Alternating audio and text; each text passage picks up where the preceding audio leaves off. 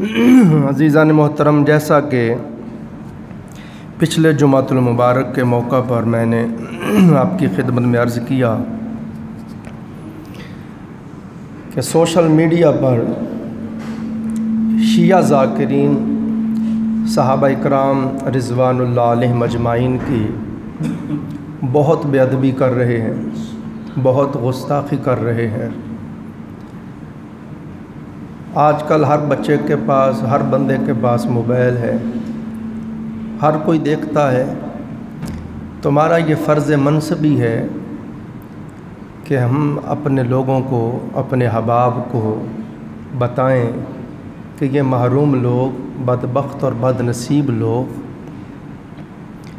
بلا وجہ صحابہ اکرام رضوان اللہ علیہم اجمعین کی تبرک کرتے ہیں اور ان کی زوادست مقدسہ پر بہتان لگاتے ہیں، اور بتائیں لوگوں کو کہ حقیقت کیا ہے اور صحابہ اکرام کی حقیقی عظمت اور شان کیا ہے۔ پچھلے جمعۃ المبارک پر میں نے صحابہ و اہل بیت کے آپس میں تعلق کے بارے میں کافی احادیث سنائیں۔ آج بھی انشاءاللہ العزیز ہم پڑھیں گے صحابہ اکرام رضوان اللہ علیہم اجمعین کا آپس میں کیسے تعلق تھا، وہ ایک دوسرے سے کیسے محبت کرتے تھے، کیسے ادب کرتے تھے ایک دوسرے کا، کیسے ایک دوسرے کی عظمت شان بیان کرتے تھے، اور صحابہ اکرام کی عظمت اور شان تاجدار کائنات صلی اللہ علیہ وسلم نے کیا بیان فرمائی ہے۔ عزیزان محترم، صحابہ اکرام رضوان اللہ علیہم اجمعین وہ خوش نصیب لوگ ہیں جن کو تاجدار کائنات افضل الانبیاء صلی اللہ علیہ وآلہ وسلم کی معیت نصیب ہوئی، آقا علیہ السلام کی صحبت نصیب ہوئی، آقا علیہ السلام کی سنگت، سرکار کی قربت، حضور کی رفاقت اور آقا علیہ السلام کی خصوصی شفقت نصیب ہوئی۔ آقا علیہ السلام کی زیارت نصیب ہو جانا، سرور دو جہاں صلی اللہ علیہ وآلہ وسلم کی صحبت نصیب ہو جانا، یہ وہ سعادت، یہ وہ خوش بختی ہے، یہ وہ شرف ہے کہ پوری کائنات کے اولیاء، ابدال، اقطاب، اغواص جمع ہو جائیں۔ جس کو حضور کی صحبت اور زیارت کا شرف مل گیا ہے، سارے عابد زاہد عالم مل کر اس ہستی کی گرد راہ کو نہیں پہنچ سکتے۔ آقا علیہ السلام افضل الانبیاء، افضل الخلق، حضور علیہ السلام کے صحابہ بھی سب سے افضل ہو گئے۔ حضور کا زمانہ سب زمانوں سے افضل، خیر القرون قرنی ثم الذین یلونہم ثم الذین یلونہم ثم الذین یلونہم، فرمایا سب سے بہترین زمانہ میرا زمانہ ہے، اس کے بعد اس کے بعد والا، اس کے بعد اس کے بعد والا، اس کے بعد اس کے بعد والا۔ تو حضور نے اپنے زمانے کو سب سے بہترین زمانہ فرمایا، تو جن کو آقا علیہ الصلوۃ والسلام کے ساتھ وہ زمانہ نصیب ہوا، وہ بھی سب سے افضل ہو گئے، وہ بھی سب سے بہتر ہو گئے۔ آج ہم سب لوگ عبادت کرتے ہیں، ریاضت کرتے ہیں، زہد اختیار کرتے ہیں، ورع اختیار کرتے ہیں، جہاد کرتے ہیں، عمرے کرتے ہیں، حجیں کرتے ہیں، خیراتیں کرتے ہیں۔ مقصود و مطلوب فقط یہ ہے کہ اللہ راضی ہو جائے۔ ہم سب کچھ کر کے، عابد عبادت کر کے، زاہد زہد اختیار کر کے، شب زندہ داری کر کے، صوفی مخالفت نفس کر کے، مجاہد جہاد کر کے، حاجی حج کر کے، خیرات کرنے والا خیرات کر کے بھی یہ نہیں جانتا کہ رب راضی ہوا یا نہیں ہوا۔ مگر صحابہ اکرام کی یہ شان ہے کہ اللہ نے دنیا میں ہی اعلان کر دیا، رضی اللہ عنہم ورضوا عنہ، اللہ ان سے راضی ہو گیا، وہ اللہ سے راضی ہو گئے۔ عزیزان محترم، سرور کائنات صلی اللہ علیہ وآلہ وسلم نے اپنے صحابہ اکرام کی شان بیان کرتے ہوئے خود فرمایا، فرما لوگو تاجدار کائنات اپنی نگاہ نبوت سے دیکھ رہے تھے، جس طرح اہل بیت کی شان کی کتنی حدیثیں سنائی، کتنی عظمت بیان کی اہل بیت کی، اسی طرح صحابہ اکرام کی عظمت بیان کر رہا ہوں، شان بیان کر رہا ہوں۔ جیسے اہل بیت کی محبت سمجھائی ویسے صحابہ کی محبت سمجھا اور بتا رہا ہوں۔ آقا علیہ السلام نے ارشاد فرمایا لوگو میرے صحابہ کو گالی نہ دینا۔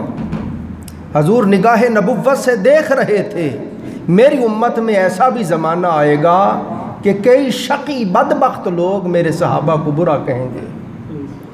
آقا علیہ السلام نے فرمایا لوگو میرے صحابہ کو برا نہ کہنا، میرے صحابہ کو گالی نہ دینا۔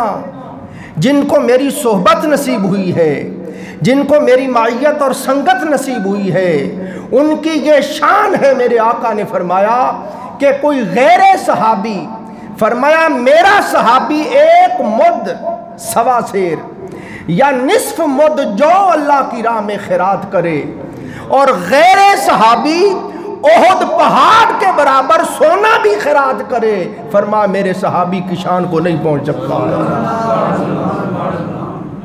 کتنی بڑی بات میرے آقا نے سمجھائی، ماں احد پہاڑ کے برابر سونا بھی تم دے دو، اور میرے صحابی نے ایک مد جوں دیے ہوں، سوا سیر جوں دیے ہوں، تو فرمایا اس کے جوں بھی تمہارے احد پہاڑ کے سونے سے افضل ہیں۔ اب اندازہ لگا لیں صحابہ اکرام کو حضور نے کتنی فضیلت عطا فرمائی ہے۔ اسی طرح عزیزان محترم سرور کائنات صلی اللہ علیہ وآلہ وسلم نے ارشاد فرمایا میرے صحابہ کو گالی مت دینا۔ فرما جس نے بھی اس کو گالی دی، میرے صحابہ کو گالی دی، برا کہا، میں محبوب خدا بتا کے جا رہا ہوں، اس پر اللہ کی لعنت ہے، اللہ کے تمام فرشتوں کی لعنت ہے، اور تمام لوگوں کی اس پر لعنت ہے۔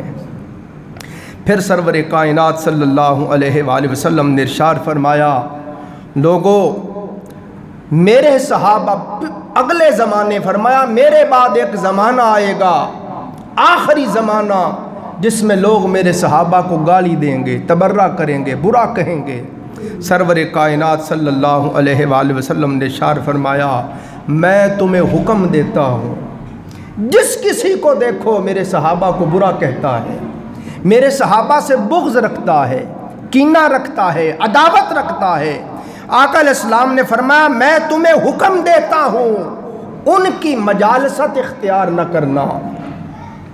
جس کو دیکھو کہ میرے صحابہ کو برا کہتا ہے، میرے صحابہ سے عداوت رکھتا ہے، اس کی مجلس میں بھی نہ بیٹھنا۔ آقا علیہ السلام نے فرمایا ان کے ساتھ رشتہ داریاں قائم نہ کرنا۔ میرے آقا نے فرمایا اگر بیمار ہو جائیں ان کی عیادت نہ کرنا، وہ وفات پا جائیں ان کے جنازے کے تحت شریک نہ ہونا۔ یہاں تک عزیزان محترم میں نے آپ کو بتایا آقا علیہ السلام کا معمول تھا سرکار ہر جنازے کے ساتھ شریک ہوتے۔ توجہ کرنا، بڑی خاص بات بتاؤں آپ کو، کئی مرتبہ ایسا ہوتا رات کا وقت ہوتا، سخت تاریک رات ہوتی، یا دن دوپہر کا وقت ہے، شدید گرمی ہے یا شدید سردی ہے، یا بہت بارش ہو رہی ہے، آندھی ہے، طوفان ہے، گلیوں میں کیچڑ ہے، کوئی وفات پا جاتا تو صحابہ اکرام رضوان اللہ علیہم اجمعین خود ہی اس کا جنازہ پڑھ کے اس کو دفن کر دیتے، آقا کو اطلاع نہ دیتے۔ جب آقا علیہ السلام کو پتہ چلتا تو سرکار فرماتے جب بھی کوئی انتقال کرے اس کے جنازے پہ مجھے بلایا کرو، یہ نہ دیکھا کرو سخت گرمی ہے یا سخت سردی ہے یا سخت تاریک رات ہے یا آندھی ہے، طوفان ہے، یہ نہ دیکھا کرو، جو بھی حالت ہو مجھے اطلاع دیا کرو۔ اس لیے کہ سرکار نے فرمایا یہ قبریں اپنے مکینوں کے لیے تاریک بھی ہیں، تنگ بھی ہیں، مگر خدا کی قسم جس کے جنازے کے ساتھ میں مصطفیٰ شریک ہو جاتا ہوں اس کی قبر فراخ بھی ہو جاتی ہے، روشن بھی ہو جاتی ہے۔ یہ سرکار خود فرما رہے ہیں، آرڈر دے رہے ہیں، مگر اس کے باوجود ایک شخص کا جنازہ لایا گیا، آقا علیہ السلام نے فرمایا اس کو میری آنکھوں سے دور کرو، میں اس کا جنازہ نہیں پڑھوں گا۔ عرض کی آقا آپ نے تو کبھی انکار نہیں کیا، اس کا جنازہ کیوں نہیں پڑھتے؟ फरमाया इसलिए कि ये मेरे उस्मान से बुग़्ज़ रखता था, ये मेरे उस्मान गनी से अदावत रखता था। ये आका अलैहिस्सलाम ने ख़ुद सहाबा इकराम की अज़मत को बयान की और अमली तौर पे उनसे मोहब्बत करके दिखाई। अज़ीज़ान मोहतरम, कौन सहाबा इकराम रिज़वानुल्लाह अलैहिम अजमाइन। आका अलैहिस्सलाम ने फरमाया लोगो अकरिमू असहाबी फ़इन्नहुम खयारकुम, फरमाया मेरे सहाबा की इज़्ज़त करो, मैं तुम्हें ख़ुद बताता हूँ वो तुम सब में से बेहतरीन हैं। फिर हदीस पाक में आता है आका अलैहिस्सलातु वस्सलाम ने इरशाद फरमाया जब तुम ऐसे शख्स को देखो जो मेरे सहाबा को बुरा कहता है, मेरे सहाबा को गाली देता है, आका अलैहिस्सलाम ने फरमाया तो अल्लाह के हुजूर कहो या अल्लाह इस पर अपनी फिटकार डाल, इस पर अपनी लानत डाल। इसी तरह आका अलैहिस्सलाम ने फरमाया अस्हाबी कन नुजूम फ़बि अय्यिहिम इक़्तदैतुम फ़हतदैतुम। आका अलैहिस्सलाम ने फरमाया मेरे तमाम सहाबा सितारों की मानद हैं, तमाम सहाबा सितारों की मानद हैं। जिस तरह सितारे रहनुमाई करते हैं, आसमान पे चमकते हैं, दमकते हैं, खूबसूरती रखते हैं, रहनुमाई करते हैं, फरमाया मेरे सहाबा भी ऐसे ही हैं। जिस भी सहाबी की इक्तिदा कर लोगे जाओ तुम हिदायत पा जाओगे। सरकार तो अपने सहाबा के बारे में ये फरमाएं और हम इस तरह की बातें करें, नौज़ुबिल्लाह नौज़ुबिल्लाह। आका अलैहिस्सलाम के सहाबा की शान सुनिए अज़ीज़ान मोहतरम। मैंने बहुत पढ़ा इस हफ़्ते सहाबा इकराम के बारे में, बहुत किताबें पढ़ी। सहाबा इकराम की अज़मत के बारे में मुहक्किकीन बयान करते हैं, कहते हैं कि देखें हुज़ूर इस्लाम के सहाबा की ये शान है कि एक शख्स जंग हो रही है, दौरान जंग काफ़रों की सफ़ से निकला और हुज़ूर इस्लाम के पास आया और आके कहने लगा ए मोहम्मद सल्लल्लाहु अलैहि वसल्लम अगर मैं आपका कलमा पढ़ लूँ तो मुझे क्या मिलेगा? सरकार ने फरमाया तुझे जन्नत मिलेगी। उसने सवारी पे बैठे बैठे कहा ला इलाहा इल्लल्लाहु मुहम्मद रसूलुल्लाह अशहदु अल्ला इलाहा इल्लल्लाहु व अशहदु अन्ना मुहम्मदन अब्दुहु व रसूलुहु। उसके बाद उसने कहा मैंने सरकार का कलमा पढ़ा है, मैं अपनी सवारी से नीचे उतरता हूँ कि कदम बोसी करता हूँ, सरकार से और तालीम लेता हूँ। जो वह सवारी से उतरने लगा एक पाँव उसने रकाब से निकाल लिया था, एक रकाब के अंदर ही था कि घोड़ा किसी वजह से डर के भाग पड़ा, इसका ये पाँव फिसल के आगे अंदर चला गया और ये ज़मीन पे लटकने लगा। अब घोड़ा डर डर के दौड़ रहा था, ये घोड़े की टापों के नीचे रौंदा जा रहा था, घिसटता गया और टापों के नीचे आता गया। इसी तरह से वो शहीद हो गया। आका अलैहिस्सलाम ने फरमाया मेरे सहाबा, मुस्करा के हुज़ूर ने फरमाया मेरे सहाबा देखो कितनी सस्ती जन्नत ले गया है। अब तवज्जो करें, ख़ास बात कहना चाहता हूँ। एक तरफ हज़रत इमाम आज़म अबू हनीफा रज़ी अल्लाह ताला अन्हु है कि 40 साल इशा के वुज़ू से फजर की नमाज पढ़ी है। एक तरफ हज़रत सैयदना गौसुल आज़म शेख अब्दुल कादिर जिलानी है, इशा के वुज़ू से फजर की नमाज पढ़ी है 40 साल। इतनी इबादत, इतना ज़ुहद, इतना बुरा, इतना तकवा, इतना इल्म, इतना अमल, इसके बावजूद खुदा की कसम भले उस शख्स ने आका अलैहिस्सलाम का कलमा पढ़ने के बाद देखें ना वुज़ू का तरीका सीखा, जानता ही नहीं था वुज़ू कैसे करना है, ना गुस्ल का तरीका जानता था, ना अरकान इस्लाम से वाकिफ था, वो खुदा की कसम कुछ भी नहीं जानता था। बस उसने हुजूर को देखा, हुजूर का कलमा पढ़ा, कलमा पढ़ के सरकार का दीदार किया, सिवाय इसके उसके पास और कोई नेकी नहीं। अब दूसरी तरफ इमाम आज़म अबू हनीफा जैसे लोग हैं कि 40 साल इशा के वुज़ू से फजर की नमाज पढ़ी है। हजूर गौसे पाक हैं, आप सब जानते, बताता रहता हूँ उनका ज़ुहद, उनका बुरा। हजूर गौसे पाक का बताता रहता हूँ 11 साल आप फरमाते खुदा की कसम मेरी जिंदगी के इस तरह से बीते हैं कि हर रात मैं दीवार के साथ मेख गाड़ लेता, अल्लाहु अकबर करके मेख को हाथ से पकड़ लेता और एक पाँव उठा लेता, एक टांग पे खड़ा हो जाता, अलहम्द से लेके वन्नास तक पूरा कुरान एक रकत में पढ़ देता।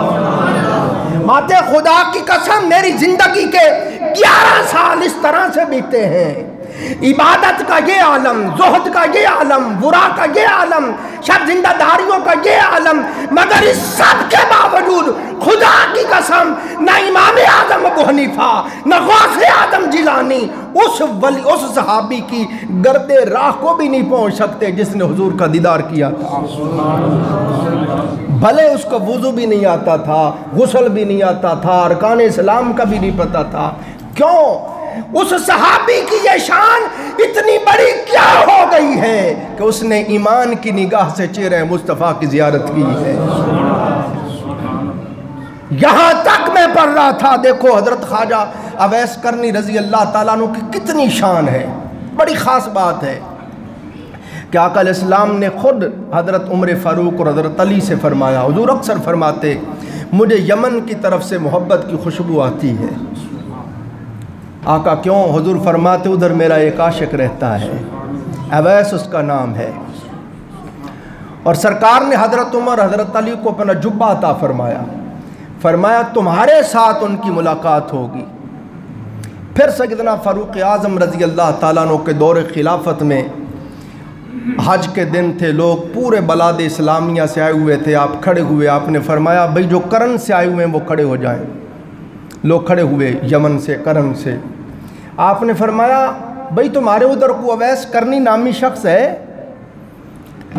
انہوں نے کہا حضور ہے، آپ نے اس کو کیا کہنا، وہ تو دیوانہ ہے، بکریاں چراتا ہے، جب لوگ ہنستے ہیں تو وہ روتا ہے، لوگ روتے ہیں تو وہ ہنستا ہے۔ آپ نے فرمایا ہم نے اس دیوانے سے ہی ملنا ہے۔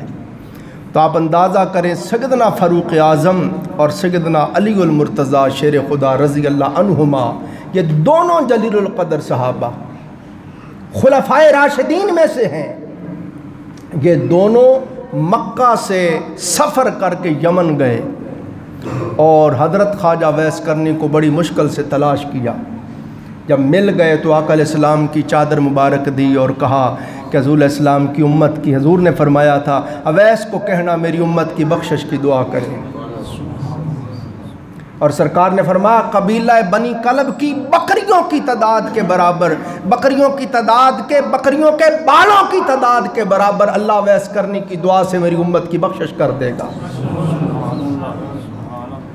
اب یہ خواجہ اویس کرنی رضی اللہ تعالیٰ عنہ جو سید التابعین ہیں، سید العاشقین ہیں، جو کشتہ عشق مصطفیٰ ہیں، جن سے حضور شفقتاً عنایتاً محبتاً اپنی امت کی بخشش کی دعا کروا رہے ہیں، کتنی بڑی شان ہے خواجہ اویس کرنی کی۔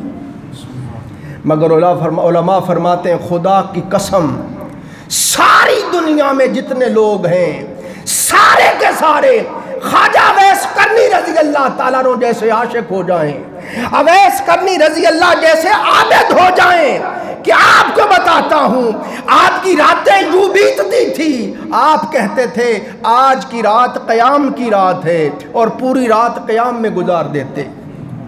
کبھی فرماتے آج کی رات رکوع کی رات ہے اور پوری رات رکوع میں گزار دیتے۔ کبھی فرماتے آج کی رات سجدے کی رات ہے، ساری رات سجدے میں گزار دیتے۔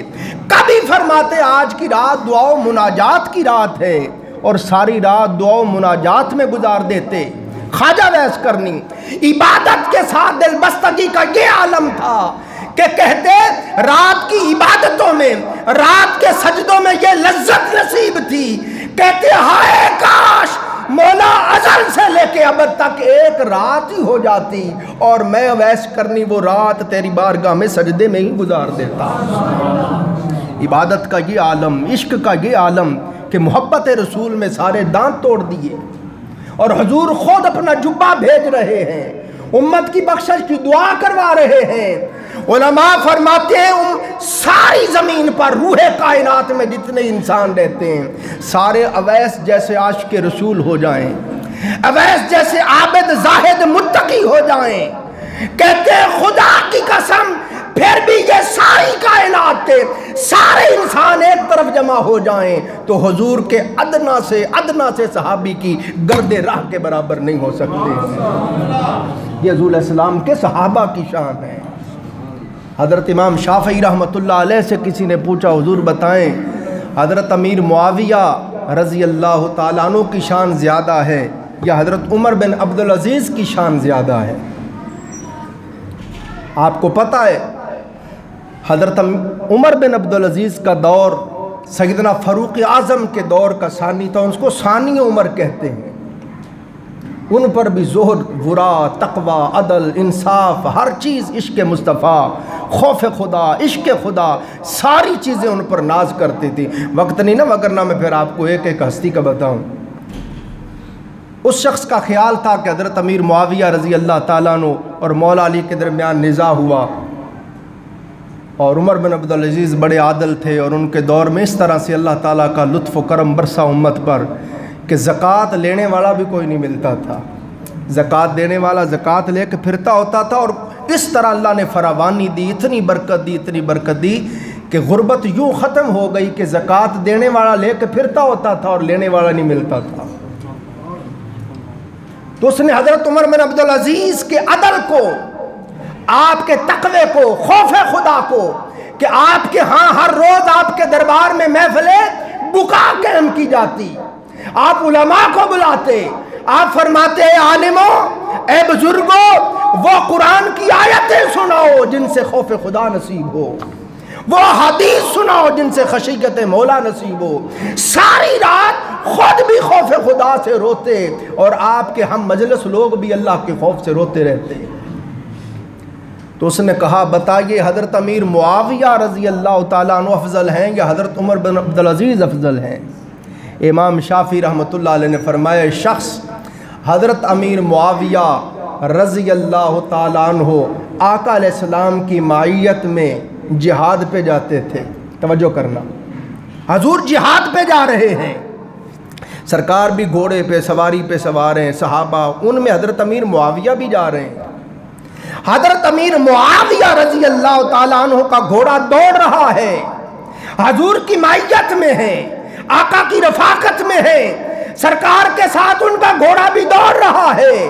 کہتے ان کے گھوڑے کے قدموں کی ٹاپوں سے مٹی اڑتی، اور مٹی اڑ کے ان کے گھوڑے کے ناک کے نتنوں میں آ جاتی۔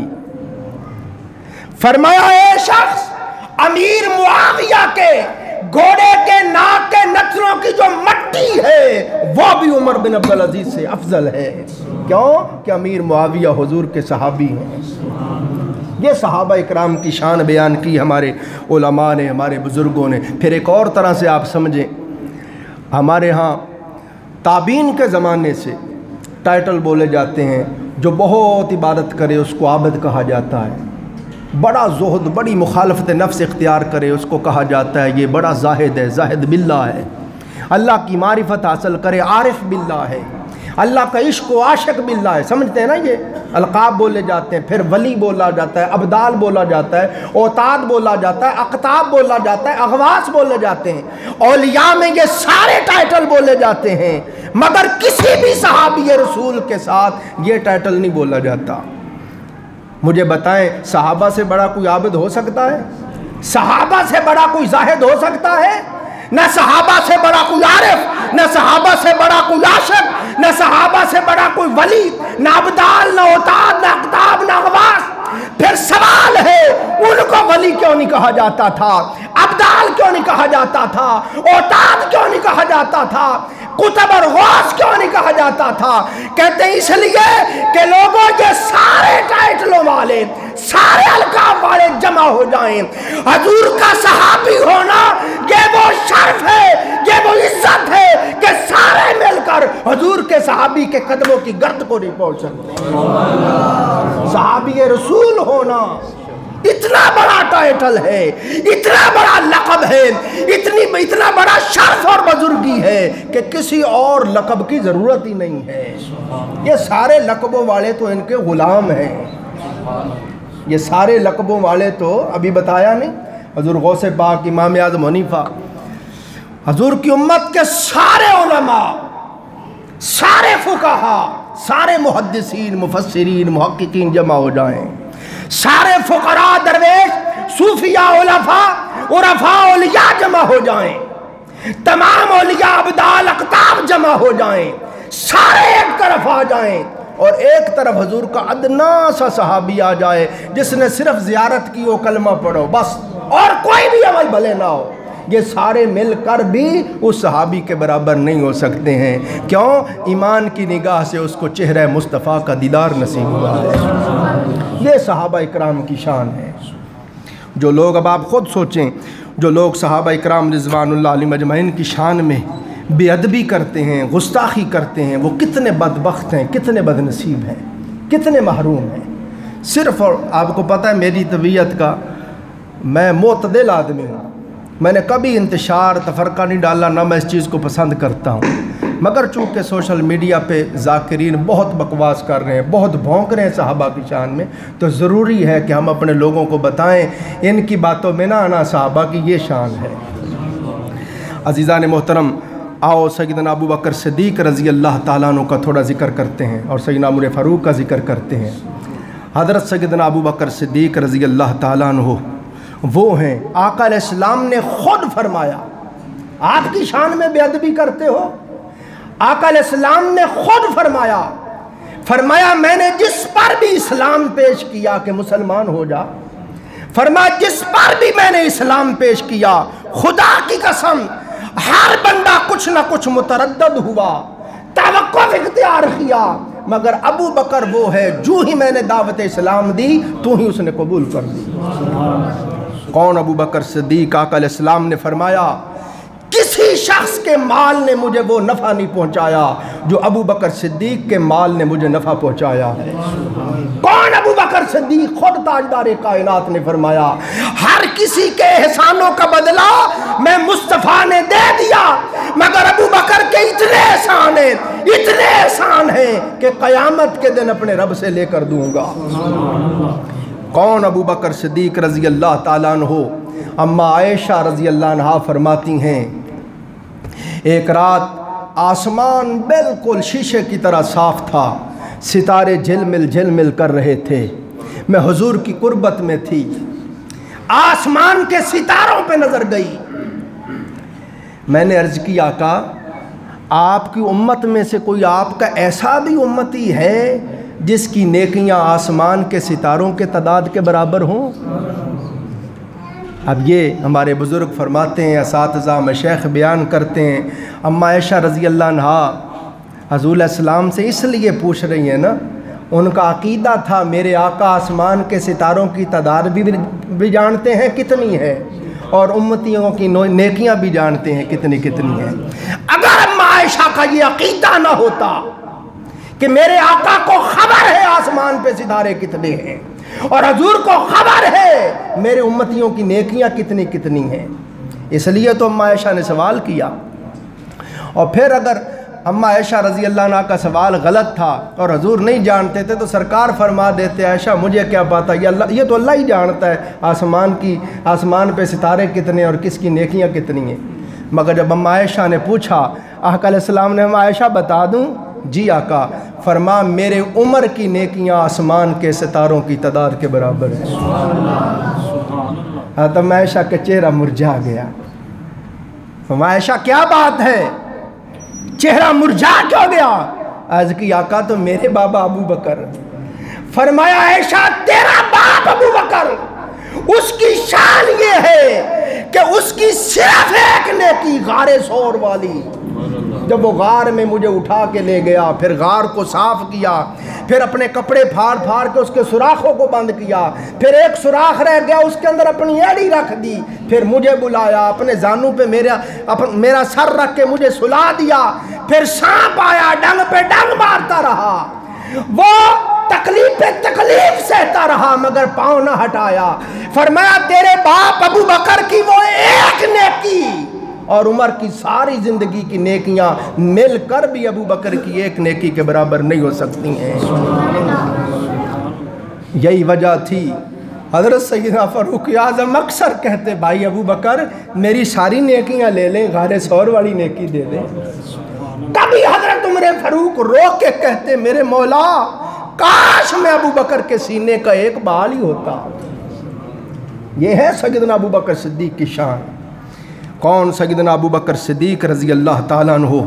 ایک مرتبہ حضرت ابو بکر اور حضرت عمر کے درمیان کسی وجہ سے اختلاف ہو گیا، رنجش ہو گئی۔ حضرت ابو بکر صدیق نے فوراً معافی مانگی، بھائی مجھے معاف کر دے، مجھ سے غلطی ہو گئی، مگر حضرت عمر نے معاف نہ کیا۔ حضرت ابو بکر صدیق دوڑتے ہوئے حضور کے پاس آ گئے، یہ تھا ان کا ایمان، ان کو آخرت سے اتنا ڈر لگتا تھا۔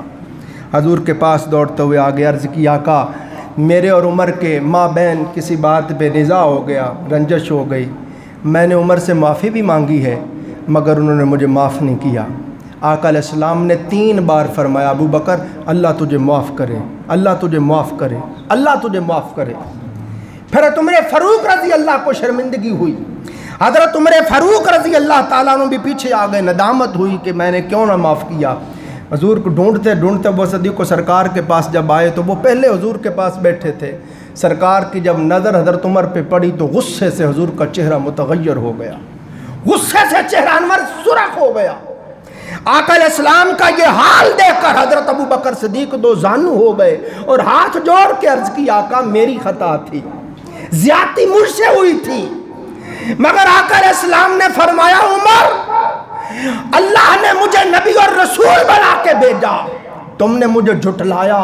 ایک ابو بکر تھا جس نے میری تصدیق کی، ابو بکر وہ ہے جس نے اپنی جان سے میری غم گساری کی، ابو بکر وہ ہے جس نے اپنے مال سے میری مدد کی، ہائے آج اس میرے ابو بکر کو چھوڑتے ہو تم۔ یہ آقا علیہ السلام نے خود ابو بکر صدیق کی شان بیان کی ہے، اور سرکار نے فرمایا تمام انبیاء علیہ السلام، آدم تا عیسیٰ علیہ السلام، تمام انبیاء علیہ السلام کے صحابہ کو جمع کر لو، میں تمام نبیوں کے صحابہ میں سے کوئی بھی صحابی میرے ابو بکر جیسا نہیں ہے، میرا ابو بکر تمام نبیوں کے تمام صحابہ سے افضل ہے، نہ صرف تمام انبیاء کے صحابہ سے افضل ہے، فرمایا میں مصطفیٰ کے اپنے تمام صحابہ سے بھی ابو بکر افضل ہے۔ میں جب نبوت و رسالت کا باب بند ہوتا ہے اس کے بعد فضیلت کا باب شروع ہوتا ہے، تو جو سب سے افضل ہستی ہے وہ ابو بکر صدیق ہے۔ یہ آقا علیہ السلام نے حضرت ابو بکر صدیق کی خود شان بیان کی ہے۔ عزیزان محترم، یہ سیدنا ابو صدیق ہیں، وقت ختم ہو گیا، آخری ایک چھوٹی سی بات سنا کے آگے انشاءاللہ اس سے آگے اگلے جمعے پھر ہم پڑھیں گے، ابو بکر عمر کا ذکر بڑا زبردست آئے گا۔ آخری ایک بات سنا کے بات ختم کر رہا ہوں، جس طرح پچھلے جمعے حضرت میاں میر کا سنایا تھا، اس طرح کا ایک اور واقعہ سنا رہا ہوں آپ کو۔ مصر میں جب فاطمیہ عہد حکومت تھا، اس دور کی بات ہے کہ لوگ عاشورہ کے دن 10 محرم الحرام شریف والے دن لوگ جنت البقیع میں آتے، اور آپ کو پتہ ہے جنت البقیع میں پھر حضرت عباس رضی اللہ کا قبہ تھا، سیدہ کائنات، حضرت امام زین العابدین، سب حضور علیہ السلام کے اہل بیت اطہار کے مزارات تھے۔ وہاں پر کئی لوگ جمع ہوتے، شیعہ رافضی، تو وہ وہاں پہ کھڑے ہو کے نعوذ باللہ نعوذ باللہ نعوذ باللہ شیخین حضرت ابو بکر و عمر رضی اللہ عنہما کی شان میں گستاخی کرتے، گالیاں دیتے۔ این اس وقت جب لوگ صحابہ اکرام کو برا بھلا کہہ رہے تھے، ایک شخص وہاں آیا، اس نے کہا کوئی ہے یہاں جو ابو بکر کی محبت میں مجھے کھانا کھلا دے؟ وہ ابو بکر صدیق کو گالیاں دے رہے ہیں، ان میں کھڑا ہو کے جا کے کہتا ہے کوئی ہے جو مجھے ابو بکر کی محبت میں کھانا کھلا دے؟ ایک بوڑھا سا بندہ آیا، اس نے ہاتھ پکڑ لیا، اس نے کہا میں تجھے کھانا کھلاتا ہوں۔ گھر لے گیا، گھر لے جا کر، تفسیر میں نہیں جاتا، گھر لے جا کر اس نے حضرت ابو بکر صدیق کی زبان کاٹ دی، اور کاٹ کے ہاتھ پر رکھ کے کہنے لگا جا یہ ابو بکر کی محبت کا کھانا ہے۔ اس نے وہ زبان ہتھیلی پہ ہے اور روضہ رسول پہ آ گیا، بہت رویا بہت رویا، عرض کی آقا دیکھیں میں آپ کے ابو بکر سے محبت کرتا ہوں، آپ کے عمر سے محبت کرتا ہوں، میں نے ابو بکر کی محبت میں کھانا مانگا، اس نے میری زبان کاٹ دی ہے۔ روتے روتے روتے روتے جب تھک گیا، اس کی آنکھ لگی، جو ہی اس کی آنکھ لگی تو اس نے دیکھا تاجدار کائنات صلی اللہ علیہ وسلم تشریف لے آئے، ابو بکر عمر تشریف لے آئے۔ آقا علیہ السلام نے ابو بکر کو مخاطب کر کے فرمایا ابو بکر یہ وہ شخص ہے جس کی زبان تیری محبت کی وجہ سے کاٹی گئی ہے، میں تجھے حکم دیتا ہوں اس کی زبان کو تو ہی صحیح کر۔ ابو بکر صدیق نے وہ زبان پکڑی، اس کے منہ میں ڈالی تو اسی وقت زبان درست ہو گئی، اس کی آنکھ کھل گئی، چلا گیا۔ اگلے سال پھر وہ آیا، دو دشمنان صحابہ ہیں، وہ ابو بکر عمر رضی اللہ عنہ کی شان میں گستاخی کر رہے تھے، بے ادبی کر رہے تھے۔ وہ شخص پھر ان میں آ کے کھڑا ہو گیا، کہنے لگا کوئی ہے جو ابو بکر کی محبت میں کھانا کھلا دے؟ کہ ایک جوان آگے بڑھا، اس نے ہاتھ پکڑا، اس نے کہا میں تمہیں کھانا کھلاتا ہوں۔ وہ لے گیا، اسی گھر میں لے گیا جس گھر میں پچھلے سال اس کو لے جایا گیا تھا، مگر اس لڑکے نے، اس جوان نے اس کا بڑا ادب کیا، بڑی خدمت کی، بڑی ضیافت کی، بڑا پیار کیا۔ کھانا کھا کے اس نے کہا اے شخص، اے جوان، میں بھولا نہیں ہوں، یہی وہ گھر ہے جہاں میری زبان کاٹی گئی تھی ابو بکر کی محبت کی وجہ سے۔ آج کیا وجہ ہے؟ اسی گھر میں میری اتنی ضیافت ہو رہی ہے، ادب ہو رہا ہے، محبت ہو رہی، خدمت ہو رہی ہے۔ اس نے کہا اے شخص میں تجھے دکھاؤں جس نے تیری زبان کاٹی تھی اس کا حال کیا ہے۔ وہ پکڑ کے اندر لے گیا تو پنجرے کے اندر بندر بند تھا۔ اس نے کہا میرے باپ کی شکل کو خدا نے مسخ کر دیا ہے۔ اس نے کہا میں تجھے گواہ بنا کے کہتا ہوں، میں نے شیعت سے توبہ کیا، میں جس طرح صحابہ کا غلام ہوں اسی طرح حضور کے اہل بیت، جس طرح اہل بیت کا غلام ہوں اسی طرح حضور کے صحابہ کا غلام ہوں۔ تو آپ اندازہ کریں، حضور اسلام کے صحابہ کے ساتھ کوئی بھی ادبی کرے حضور سب جانتے ہیں۔ اس پر اگلے جو میں انشاءاللہ کافی چیزیں سناؤں گا۔ اللہ تعالیٰ سمجھنے عمل کرنے کی توفیق عطا فرمائے۔